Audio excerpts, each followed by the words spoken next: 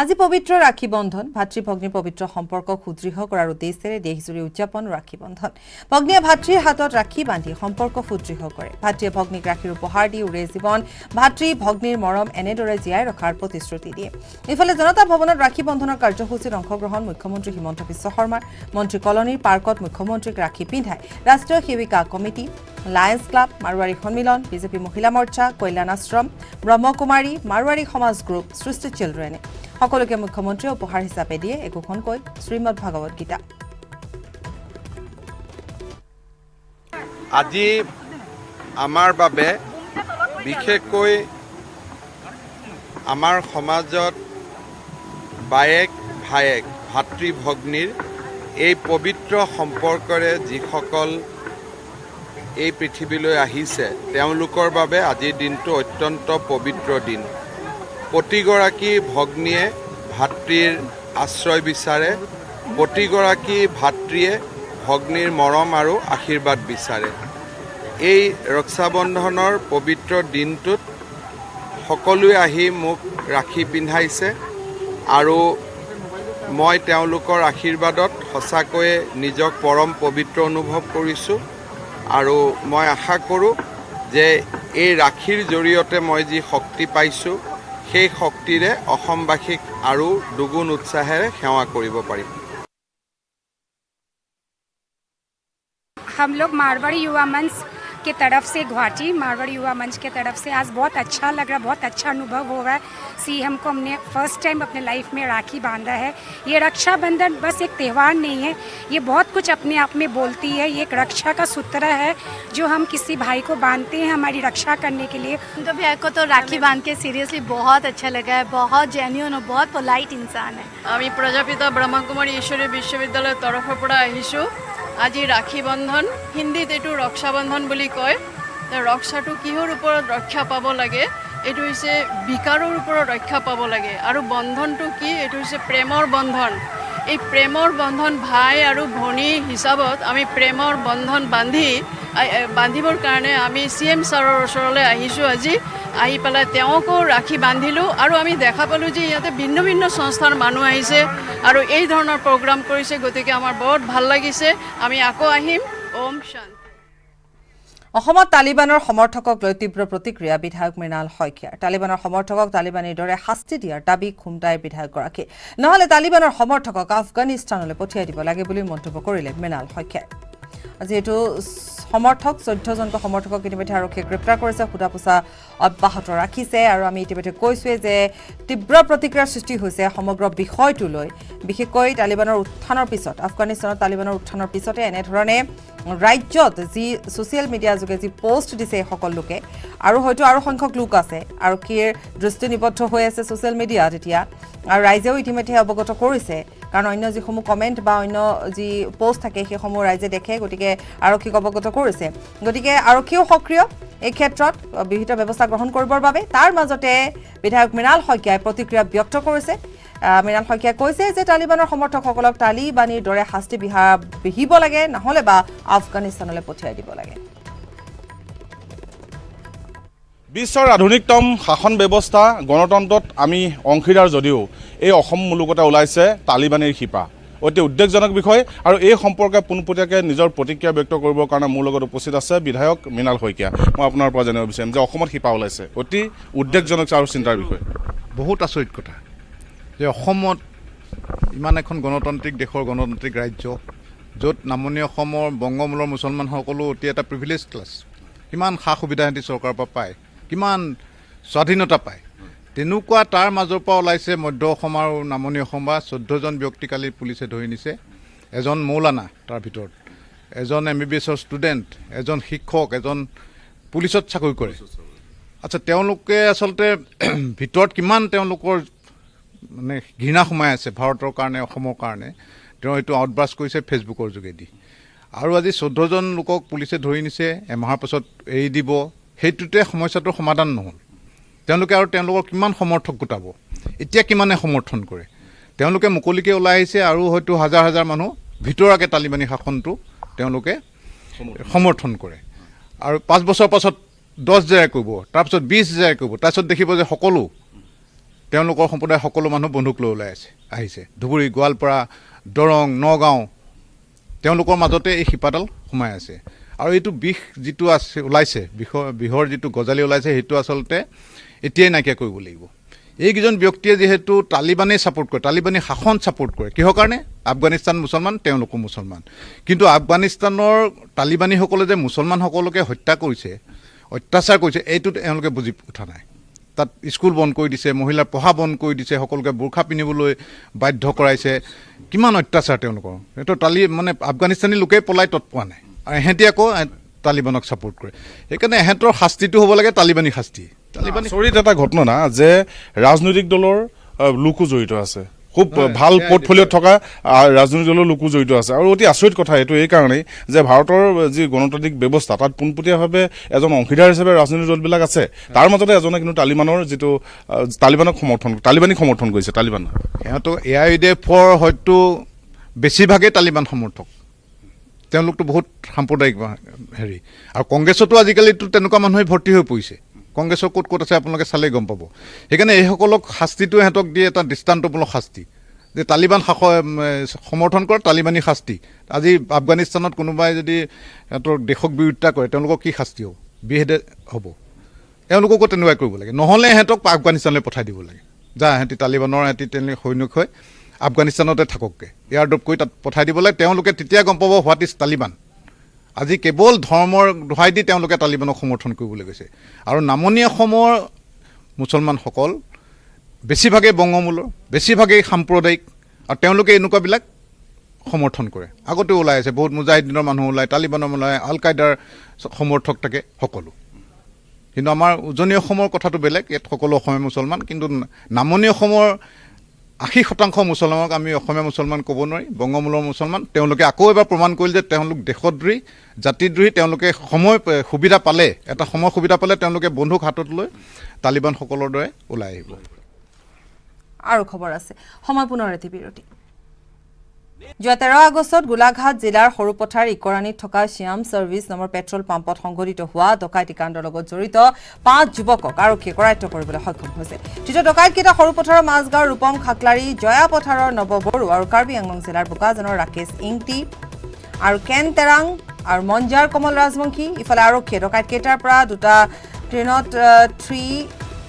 pistol আৰু .32 pistol আৰু 10টা সজীৱ পুলি উদ্ধাৰ কৰিছে উল্লেখযোগ্য যে ডকাইতকেইটাই পিষ্টল দেখুৱাই পাম্পটোৰ পৰা প্ৰায় 2 লাখ টকা লুটি নিয়াৰ লগতে পাম্পটোৰ কৰ্মচাৰী 3টা মোবাইল ফোনো কাঢ়ি লৈ যায়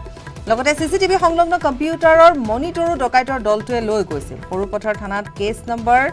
91/21 US 392/427 গোচৰ ৰুজু কৰি মহকুমা আৰক্ষী বিষয়া ত্ৰিনয়ন ভূঞাৰ নেতৃত্বত আৰক্ষীয়ে চিচিটিভি ফুটেজ আৰু গোপন সূত্ৰৰ ভিত্তিত অনুসন্ধান চলাই গোলাঘাট আৰু কাৰ্বি আংলং জিলাৰ সীমান্তৰ নাওঘাটত ধৃত 4 ডকাইতক আটক কৰিবলৈ সক্ষম হয় সম্প্ৰতি সোধা-পোছা অব্যাহত ৰাখিছে যোৱা 13 আগষ্টত এই ঘটনা সংঘটিত হৈছিল গোলাঘাট জিলাৰ সৰুপথাৰৰ ইকৰাণীত থকা শ্যাম ছাৰ্ভিচ নামৰ পেট্ৰল পাম্পত এই ডকাইতি কাণ্ড সংঘটিত হৈছিল তাৰ লগত জড়িত 5 যুৱকক আৰক্ষীয়ে কৰায়ত্ব কৰিবলৈ সক্ষম হৈছে ধৃত ডকাইতকেইটা সৰুপথাৰৰ মাজগাঁৱৰ ৰূপম খাকলাৰী জয়া পথাৰৰ নৱ বড়ো কাৰ্বি আংলং জিলাৰ বোকাজানৰ ৰাকেশ সিংটি আৰু কেন তেৰাং আৰু লগতে মঞ্জাৰ কমল ৰাজবংশী ইফালে আৰক্ষীয়ে ডকাইতকেইটাৰ পৰা দুটা .32 পিষ্টল আৰু 10টা সজীৱ গুলী উদ্ধাৰ কৰিছে উল্লেখযোগ্য যে ডকাইতকেইটাই পিষ্টল দেখুৱাই পাম্পটোৰ পৰা 2 লাখ টকা লুটি লৈ গৈছে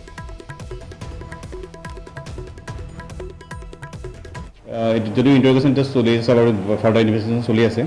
কিন্তু এটা চিচিটিভি ফুটেজত আমি পাইছিলোঁ 3জনৰ ফটো হেৰি পাইছিলোঁ তাৰ 3জনৰ ভিতৰত 2জন আমি এতিয়া কৰায়ত্ব কৰিলোঁ তাৰ লগতে তেওঁলোকক সোধা-পোছা কৰি তেওঁলোকৰ লগত ইনভলভ থকা আৰু 2জন কৰায়ত্ব কৰিলোঁ তাৰে ভিতৰত আমি দেখা গৈছে 2জন ইয়াৰে এজন আমাৰ ইয়াৰে মাজগাঁৱৰ উৰিয়াংঘাটা থানা আণ্ডাৰ মাজগাঁৱৰ তেওঁ ৰূপম খাকলাৰী নৱকান্ত বড়ো তেওঁ জয়া পথাৰৰ হয় উৰিয়াংঘাট থানাৰ অন্তৰ্গত ঠিক তেনেকৈ আৰু 2জন আমি কৰায়ত্ব কৰিব সক্ষম হ'লোঁ ৰাকেশ সিংটি আৰু কেন তেৰাং তেওঁলোক 2জনে বোকাজানৰ বাসিন্দা তেওঁলোকে গোটেই ডকাইতি কাণ্ড আছিলে কাৰণ 5জনতকৈ বেছি জড়িত আছে 5জন আছে জড়িত তাতে আমি তেওঁলোকৰ পৰা দুটা .32 পিষ্টল উদ্ধাৰ কৰিব সক্ষম হৈছোঁ লগতে 10টা সজীৱ নদী চাপৰিৰ প্ৰায় 200 বিঘা ভূমিত মৰাপাটৰ খেতিত ব্যস্ত মানস ৰবিন কৰোনা মহামাৰীৰ ফলত নিজ নিজ জিলাতে ব্যস্ত হৈ আছে এতিয়া বহু শিল্পী তেনে এগৰাকী জনপ্ৰিয় সংগীত শিল্পী গীতিকাৰ চিত্ৰনাট্যকাৰ মানস ৰবিনো এতিয়া কৃষি কৰ্মত ব্যস্ত বৰ্তমান 100-150 বিঘা ভূমিত মৰাপাটৰ খেতি চপোৱাত ব্যস্ত হৈ পৰিছে শিল্পীগৰাকী ঐতিহাসিক দিচাংমুখত ব্ৰহ্মপুত্ৰৰ চাপৰিত কঠোৰ পৰিশ্ৰম কৰি ট্ৰাকে উৎপাদন কৰিছে মৰাপাট নিজে ট্ৰেক্টৰ চলাই কঢ়িয়াই নিছে উৎপাদিত ফচল মানস ৰবিনে কৃষি কৰ্মৰ যোগেদি অৰ্থ উপাৰ্জনৰ বাট প্ৰশস্ত কৰাৰ লগতে বহু যুৱক পুৰুষ মহিলাকো এই খেতিৰ সৈতে জড়িত কৰোৱাই স্বাৱলম্বিতাৰ পথ দেখুৱাইছে ইপিনে আজৰি পৰত মৰাপাতে আৱৰি থকা নদীৰ চাপৰিৰ নিৰিবিলি পৰিৱেশত এখন নতুন অসমীয়া চলচ্চিত্ৰৰ চিত্ৰনাট্য লিখি উলিয়াইছে মানস ৰবিনে বিশেষ বাধা নাহিলে অক্টোবৰৰ পৰাই অসমীয়া চলচ্চিত্ৰ সোণপোনাৰ শ্বুটিং আৰম্ভ কৰিব বুলিও নিউজ 18ৰ আগত সদৰি কৰিছে আগবঢ়াইছো প্ৰদীপ গগৈৰ প্ৰতিবেদন বৰ্তমান উপস্থিত আছোঁ এই দিচাংমুখৰ চাপৰিত জনপ্ৰিয় শিল্পী মানস ৰবিনৰ সৈতে আৰু মানস ৰবিনে বিগত ডেৰ বছৰে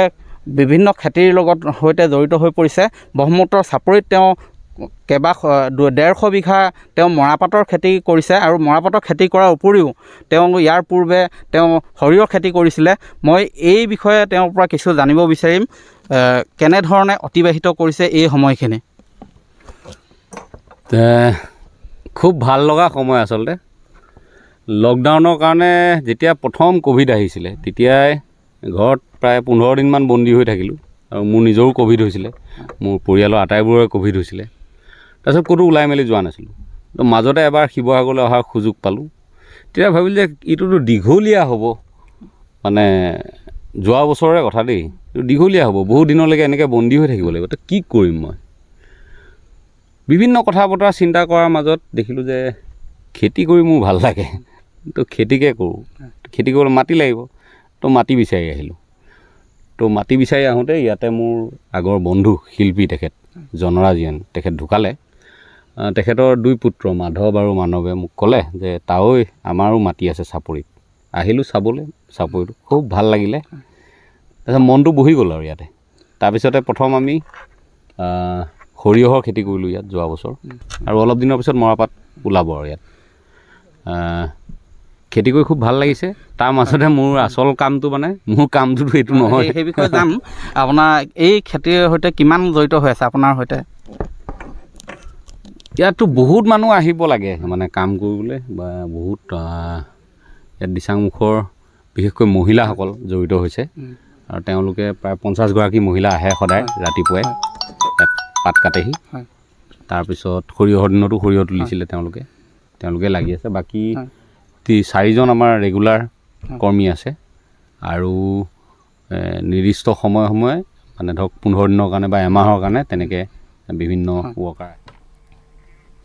আৰু ইফালে নিজৰ উপজা ঘৰখনত সময় কটাইছে লাভলিনাই কিন্তু সকলো পৰিৱৰ্তন হৈছে লাভলিনাক চাবলৈ লগতে কপি ফটো উঠিবলৈ পোৱাৰে পৰা ভিৰ কৰিছে অসংখ্যজনে বহু দিনৰ পিছত ঘৰত থাকি আনন্দিত অনুভৱ কৰিছে লাভলিনাই 15 ছেপ্টেম্বৰলৈকে ঘৰতে থকাৰ পৰিকল্পনা কৰিছে তাৰ পিছতে পুনৰ ট্ৰেইনিঙৰ বাবে আকৌ যাব বক্সিঙৰ বাবে কি সঁজুলি লাগে ক'লে লাভলিনাই নতুন প্ৰজন্মৰ খেলৰ প্ৰতি আকৰ্ষিত ল'ৰা ছোৱালীসকলক কিদৰে আগুৱাই নিব সেই সপোনৰ কথাও ক'লে ইফালে পুনৰ লাভলিনাই কয় যে তেওঁ এটাই লক্ষ্য পেৰিছ অলিম্পিকত গ'ল্ড লাভ কৰাটো কেইটামান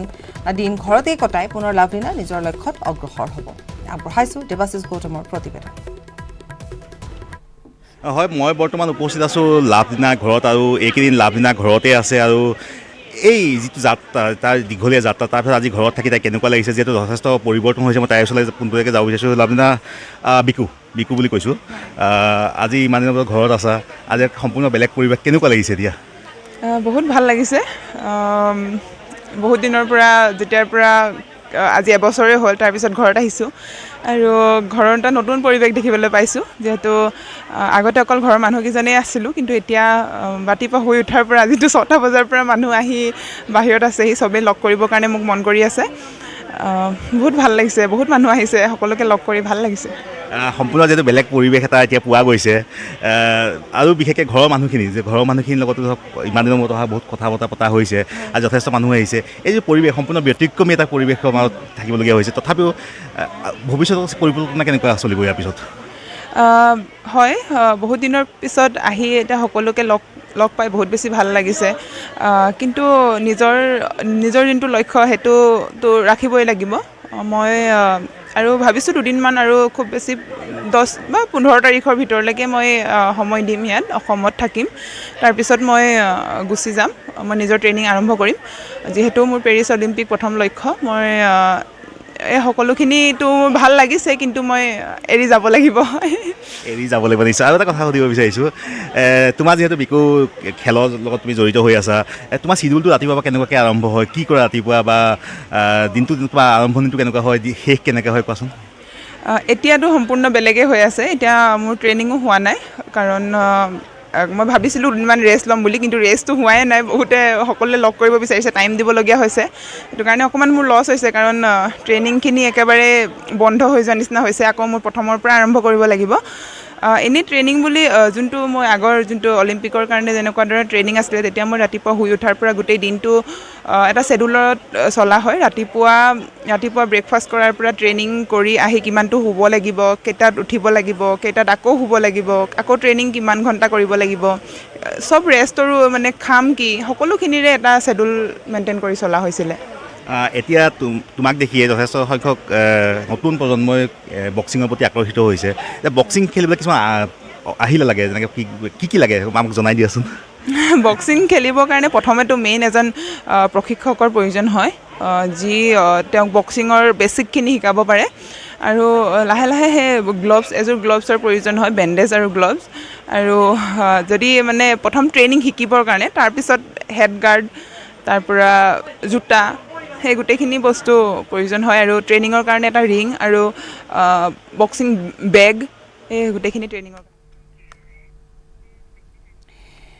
আৰু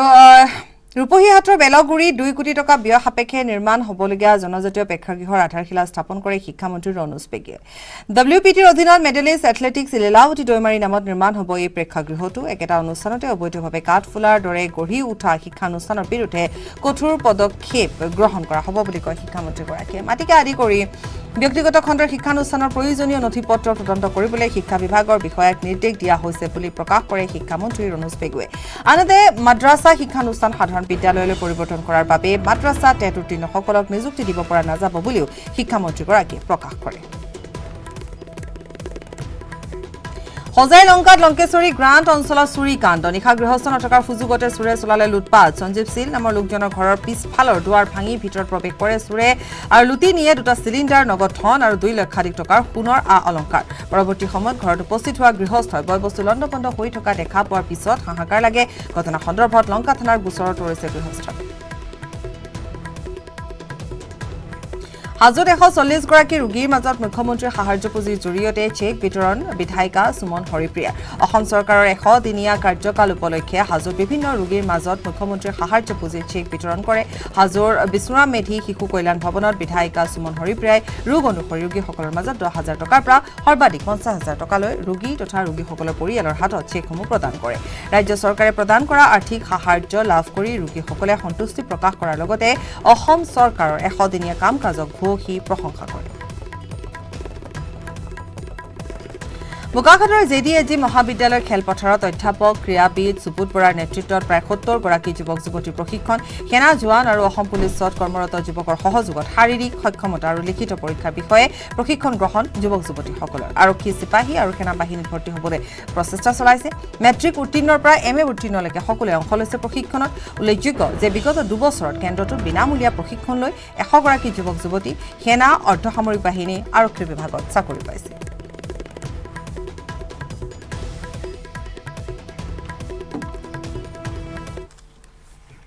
ইয়াৰ লগে লগে এতিয়া বাতৰিৰ পৰা বিদায় লৈছো নমস্কাৰ